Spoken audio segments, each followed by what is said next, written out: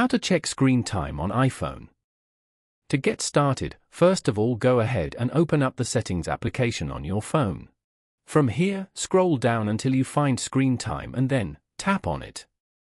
Screen time encourages you to engage in healthy viewing habits that can lower their risk of myopia, and it can help reduce eye strain for users of all ages.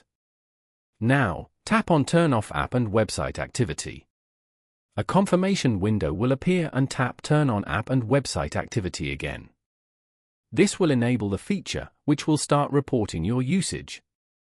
Now, tap on See All App and Website Activity. On this page, you can see a detailed report of your daily screen time usage. You can also switch to the Week tab to view your weekly usage summary and most used applications. Following these steps, you can easily check screen time on an iPhone. Thank you for watching. Please leave a like if this tutorial helped you, or leave a comment below if you have any questions related to the video.